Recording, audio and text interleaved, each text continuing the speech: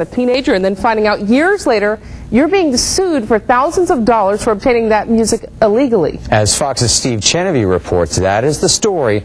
Just one of thousands of music fans being sued for songs. You're beautiful. You're beautiful.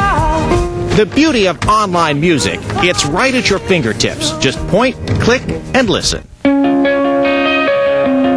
But there's a dark side to some downloads, one you may not realize until it's too late. We found out the hard way, I guess. Kimberly Oliveras is getting sued for songs she downloaded without paying for. They had told me it was about 900 songs. I can't even think of 900 songs that I would download. If her memory's a little fuzzy, it may be for good reason. So they delivered the documents and I went over it and I was freaked out because it's been about 6 years since I actually downloaded music. That document was a lawsuit claiming Kimberly illegally downloaded music for the file-sharing website Kazaa when she was a teenager. But I didn't know. I was 17, 18 years old and just was excited to do it as a new thing. But now she's almost 25, recently married, and being sued by the Recording Industry Association of America for a lot of money. $142,000. So why would a major agency representing the multi-billion-dollar recording industry want to sue someone like Kimberly Oliveras for copyright infringement? Thousands of people in the industry have been laid off. Songwriters in Nashville are no longer in the business of songwriting. Record stores are closing. Artist rosters are cut.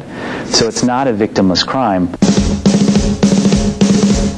RIAA says the music industry has lost more than $2.5 billion in revenue in the last 6 years, although that comes with a bit of a disclaimer. That's not entirely due to piracy, but we think it's the main reason.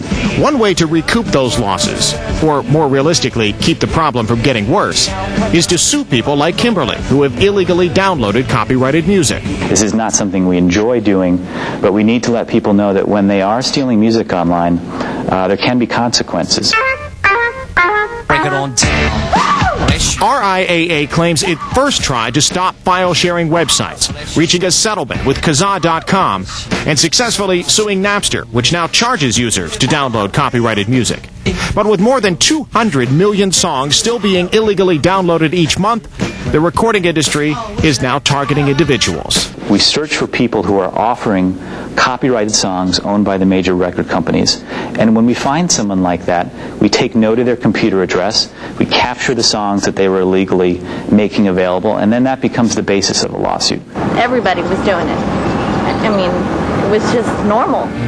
Like almost every case so far, the recording industry lawyers offered Kimberly Oliveras a settlement deal. Instead of going to court on the $142,000 lawsuit, she could pay $6,000 within a year and be done with it.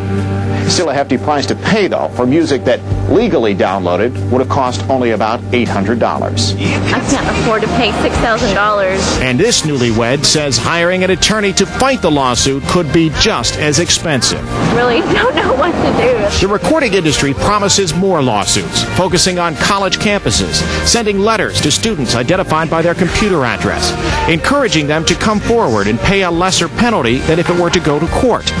So far, more than 6,000 people have paid settlements. We do recognize it's a form of tough love, and one of the things you have to also recognize is that for years and years we've been talking about this issue. We've tried to educate, we're trying to offer great legal ways to get music. That's a tough sell for Kimberly Oliveras. You know what? Actually, I don't even want to listen to this stuff anymore.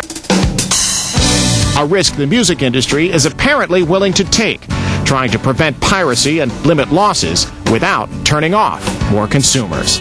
Steve Chenevy, Fox News. Consumers are still not buying as many CDs. Overall sales are down 15% this year, while legal digital downloads, they're up nearly 50%. Turning up the heat and melting away.